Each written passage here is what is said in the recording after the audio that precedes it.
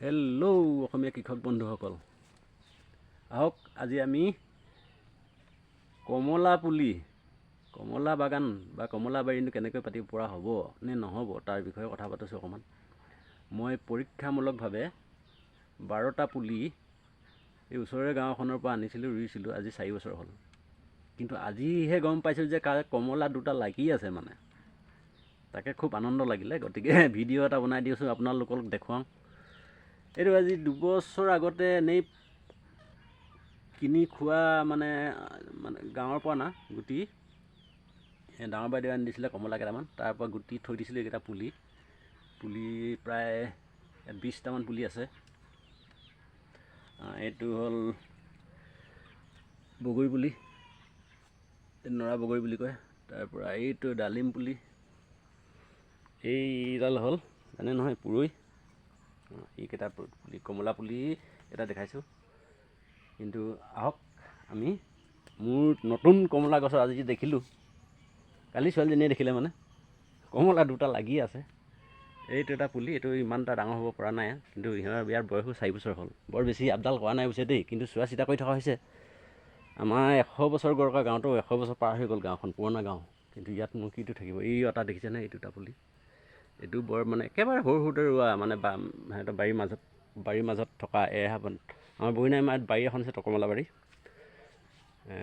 মাজুজনী ভণ্টিৰ বইনাই বাৰী এখন আছে, ভণ্টিহঁতৰ, তাৰ পৰা আনিছিলোঁ পুলি কেইটামান।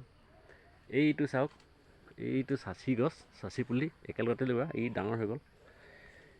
এইটো কমলা পুলি, এইটো এটা, এইটোত লগা নাই। এনেকুৱাকৈ হাইটটো এটা, তাত সৰু এটা আছে, হাইটটো এটা ডাঙৰ, হাইটটো এইটো ওচৰলৈ যাওঁ আহক। এই বাৰিষা কেইদিন যদি বচাব পাৰে আপোনালোকে, কমলা গছ বচাব পাৰিবহি।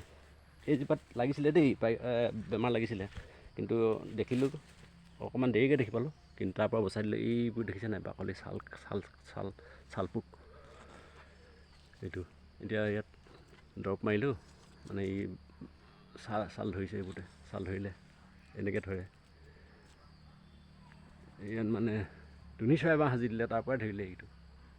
এই ছাল পোক লাগিছিলে, এইজোপাত লাগিব লাগিছিলে, কিন্তু ইয়াত লগা নাই।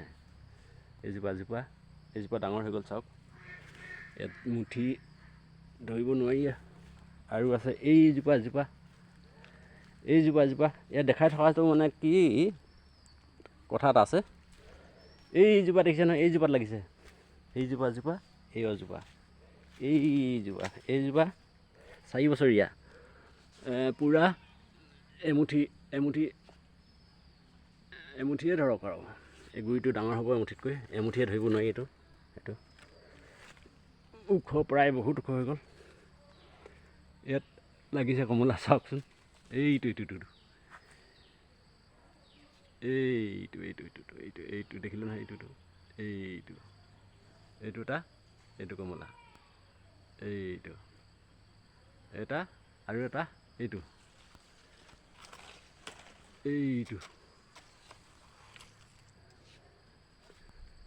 এটা কমলা হ'ল। এইটো দেখাইছোঁ, মই ফূৰ্তিটো দেখাইছোঁ দেই, একদম কমলা যে লাগিলে।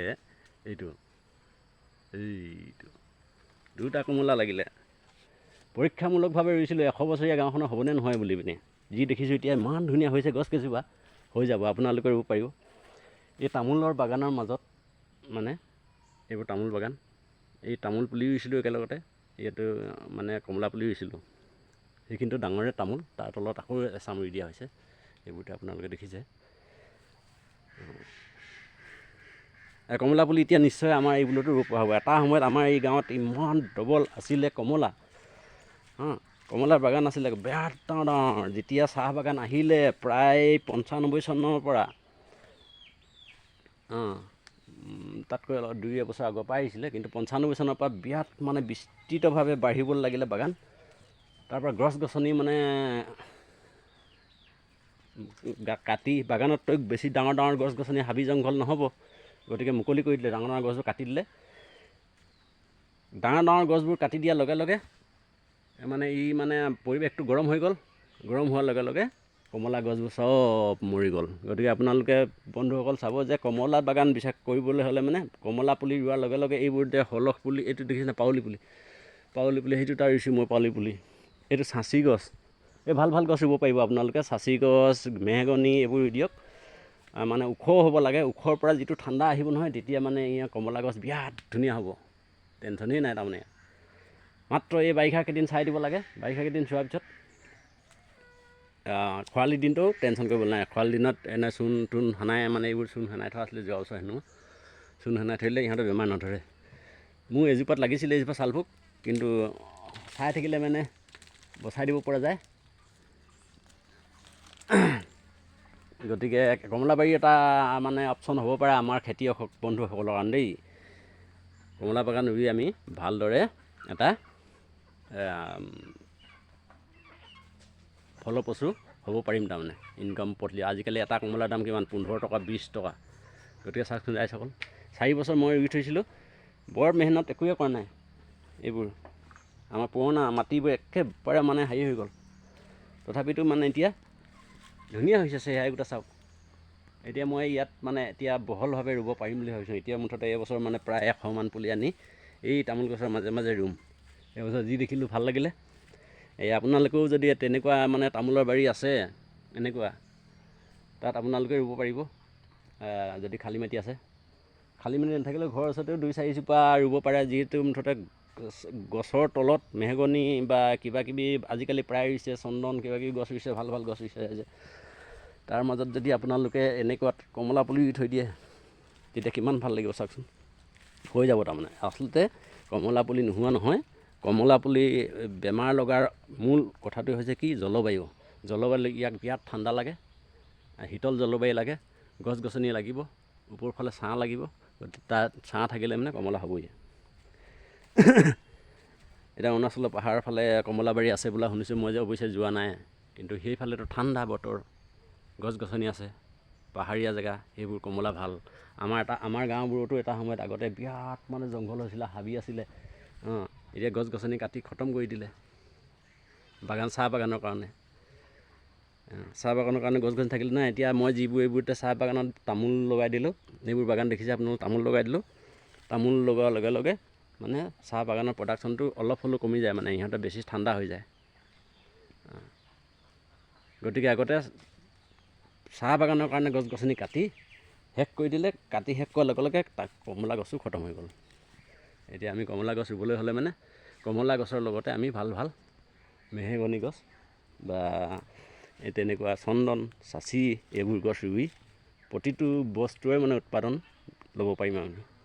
গতিকে বন্ধুসকল, এইখিনিকে মানে দেখাইছোঁ। আৰু মোৰ আটাইতকৈ ভাল লাগিলে মানে আজি নতুন গছৰ কমলা দেখিলোঁ। কালি সৰু ছোৱালীজনী দেখিলে, আজি কৈছে, তাকে ভাল লাগিলে। ভাল লগাৰ লগে লগে সাধাৰণ হ'লেও ভিডিঅ' এটা হ'লেও বনাই দিছোঁ বোলো ৰাইজলৈ। তেনেকৈ বনালোঁ। আপোনালোকে লাইক কমেণ্ট কৰিব। যে ভাল লাগিলে লগৰ সমনীয়া বা মিতিৰ কুটুমলৈ শ্বেয়াৰ কৰিব এইটো ভিডিঅ', তেওঁলোকেও কৰিব পাৰিব। যিহেতু কমলা গছ ৰোৱাৰ লগে লগে যদি তামোল বাগানৰ মাজতো পাৰিব আপোনালোকে ৰুবলৈ, ৰোৱাৰ লগে লগে খালি এনেকুৱা ডাঙৰ গছ ছাঁ দিব পৰাকৈ এইজোপা গছ, এই গছৰ দক্ষিণ ছাইডত এজোপা প্ৰায় 4 ফুট 5 ফুট মানৰ দূৰত গছ এজোপা ৰুই দিয়ক। প্ৰতিজোপা গছতে এজোপা গাইড গছ যদি ৰুব পাৰে, বা প্ৰতিজোপা গছত নালাগে বাৰু, 2জোপা 3জোপাৰ মাজত এজোপাকৈ ৰুলেও ই ঠাণ্ডা হ'ব পৰিৱেশটো। তেতিয়া আপোনালোকৰ কমলাবাৰী ধুনীয়া হৈ থাকিব। বহুত দিনৰ পৰা লক্ষ্য কৰি আছিলোঁ কমলাবাৰী কিয় মৰিছে সেইটো অনুমান কৰি আছিলোঁ। হয়, সেইটো কাৰণে মৰে। এতিয়া আমাৰো আছিলে আগতে কমলা গছ, কিন্তু নাজানি পিনি গছ গছনি শেষ কৰি দিলোঁ, মুকলি হৈ পিনি মৰি থাকিলে। ছাঁ টকৌ গছৰ তলত 2জোপামান থাকিলে, আপডাল নকৰা দুখত মৰিলে বাৰু। কিন্তু এতিয়া আকৌ ৰুবলৈ হেঁপাহ আছে। কমলা যিহেতু এটা এপিছতে বহুত দাম হৈ গ'ল, আৰু আমাৰ অসমত প্ৰায় কমলাবাৰী কমিয়ে গৈছে এতিয়া। আগতে ইমান ধুনীয়া কমলা বাগান আছিলে, চাহ বাগান হোৱাৰ পৰা শেষ হৈ গ'ল। এতিয়াও আমি নতুনকৈ বাগান পাতিব পাৰিম, আহক। ইচ্ছা কৰিলে আপোনালোকে কৰিব পাৰে। কেনে দেখাইছে ক'বচোন। মোৰ মানে এই যে এতিয়া মানে কেইজোপা 1 2 3 4 5 6 7 8 9 10 11 জোপা আছে। 12টা পুলি ৰুইছিলোঁ, এটা মৰিলে তাত। তাৰপিছত এই ঘৰতে খাই জগা এই দুটা সৰু পুলি ৰুলেহি। এইফালে 3টা ৰুই থৈছে, এইকেইটা, এই দুটা, এই দুটা। অঁ, এইবোৰ তামোল গছত পাণ, এইবোৰ এনেকৈ পাণ ৰুব পাৰিব। পাণ দেখিছে নাই? এইবোৰ প্ৰতিজোপা গছত তামোল গছত পাণ আছে। এই গছত এইবোৰতে এইটো এইজোপা পাউলি গছ মানে এতিয়া ছাঁহৰ কাৰণে ৰুইছোঁ। ইয়াতো পাণ আছে। গতিকে আপোনালোকেও এনেধৰণে কমলা পুলি এটা ভাল মানে ব্যৱসায় হিচাপে ৰুব পাৰিব। যি অনুভৱ, যি মানে প্ৰমাণ পালোঁ, মই প্ৰমাণৰ কাৰণে ৰুইছিলোঁ। যিটো মই ভবা মতে ঠাণ্ডাটো মেইন লাগে বস্তু, পৰিৱেশ লাগে, শীতল পৰিৱেশ লাগে। হয়, শীতল পৰিৱেশত কমলা থাকিব। গতিকে আপোনালোকে ৰুব। যদি ভিডিঅ'টো ভাল লাগিছে, আপোনালোকে লগৰ মিত্ৰ কুটুমলৈ শ্বেয়াৰ কৰিব, লাইক কমেণ্ট কৰিবচোন। বহুত দিন ভিডিঅ' দিয়া নাই, সেইকাৰণে এই আজি ভাল লগাৰ কাৰণে, মনটো ভাল লাগিলে এইটো ভিডিঅ' বনালোঁ। আজিলৈ আহোঁ বন্ধুসকল, লাইক কমেণ্ট শ্বেয়াৰ কৰিব, ভিডিঅ'টো ছাবস্ক্ৰাইব কৰিব। জয় আই অসম।